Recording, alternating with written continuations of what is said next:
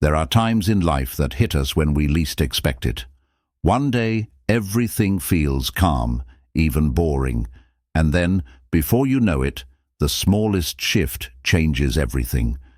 That's exactly how my story started. Just an ordinary evening, or so I thought. It all began with my stepson, Liam. The house felt different after Marquez passed away. It was quieter, emptier. For 2 years, I had been trying to piece myself back together, filling in the spaces he left behind, but I hadn't noticed that Liam had changed. Or maybe, deep down, I didn't want to acknowledge it. That night, we were just watching a movie. It was one of those action-packed films with a little bit of romance here and there. Liam was sprawled out on the couch, his arms spread wide as if he owned the place. He looked different somehow. His shoulders were broader, his jaw more defined. He wasn't a boy anymore. In fact, he was all grown up. I tried to shake that thought away. He's my stepson, I reminded myself. But something inside me stirred. I wasn't sure what, but I couldn't deny that feeling. As the movie went on, the tension on the screen grew, and so did the one between us. Liam leaned closer, resting his arm on the back of the couch. He was so close I could feel the heat from his body. It wasn't just the movie that had my attention anymore. For a second, our eyes locked, and I saw something in his gaze that made my heart skip a beat.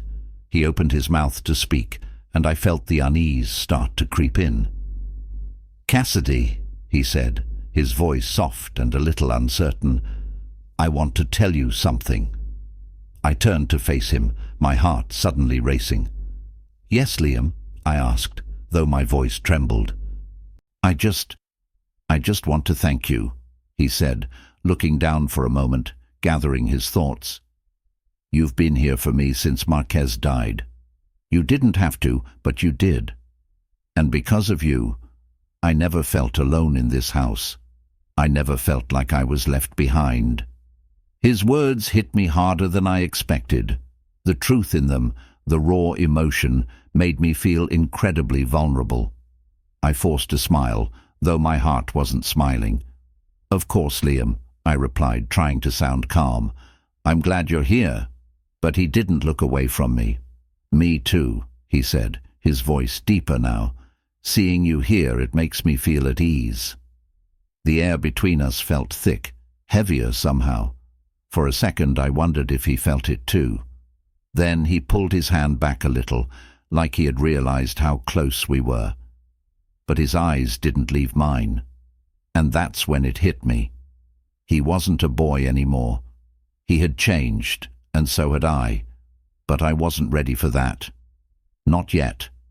I tried to tell myself it was just a passing moment, that it was nothing. But deep down, I knew it wasn't just nothing. The rest of the evening passed in a blur, but when I went to bed that night, I couldn't stop thinking about it. My mind raced, trying to make sense of what had happened.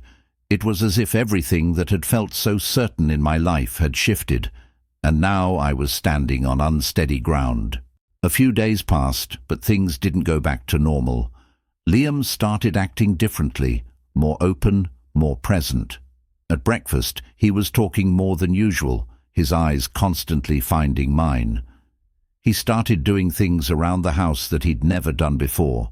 One morning, as I was sweeping, he took the broom right out of my hands. "Let me help you," he said, his voice sincere.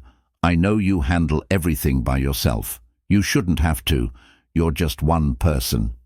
His words surprised me, and in some strange way, they moved me deeply. He saw me in a way I hadn't realized. "Thank you, Liam," I said, my voice steady but with a hint of emotion. I didn't even know why I felt that way, but I couldn't ignore it. Later that day, while I was cooking, I could feel his eyes on me again. He was standing behind me, leaning against the counter, watching me. I couldn't figure out why, but his gaze was different now. It wasn't just casual. His eyes roamed, lingering a bit too long. At first, I told myself I was overreacting. But deep down, I couldn't shake the feeling that he wasn't looking at me the way he used to. I had to admit it. I liked it. It had been so long since anyone looked at me like that. But the truth was, I didn't know what to do with this new attention. One evening, something happened that completely changed the atmosphere in the house. I came home to a beautiful sight. Candles everywhere, flowers, a set table, and an almost magical atmosphere. It took me a moment to realize that Liam had set this up for my birthday. I couldn't believe it. This was more than just a birthday surprise. It felt more like something you'd do for a lover. When Liam came into the room, I finally understood why I thought that. He looked different. His clothes were neat, his hair perfectly styled. He looked so put together, so charismatic. "I wanted to make this night special for you," he said, giving me a small but confident smile. He handed me a gift box, and when I opened it, I found the most beautiful red dress inside. It was bold, elegant, and showed off my figure in a way I hadn't seen in years. When I slipped into the dress, I felt like a completely different person. The way the fabric hugged my body made me feel young again. As I looked at myself in the mirror, I realized something. I still had it. When I walked downstairs, Liam's eyes were on me the entire time. His admiration was unmistakable, and it left me feeling exposed. But at the same time, I couldn't ignore the rush of excitement that surged through me. "Wow, you look amazing," Liam said, his voice low. I tried to downplay it, but his gaze wouldn't leave me. We sat down to dinner, and as the evening went on, I started to notice something. The dinner, the wine, the music. It didn't feel like just a birthday celebration anymore. It felt intimate, and as the night wore on, the conversation took a personal turn. "How is it that someone like you is still alone?" Liam asked, his voice soft but serious. "I just don't understand it." I felt my chest tighten. "Liam, sometimes being alone isn't a choice. Life has a way of leaving you that way," I replied, trying to hold back the emotions that threatened to spill over. "I know I shouldn't be here," he said, his voice steady. "But I can't help it." I knew in that moment that everything was about to change. My life, my feelings, everything. I could feel the weight of it all pressing down on me, but I couldn't walk away from what was happening. When he kissed me again, I knew there was no going back.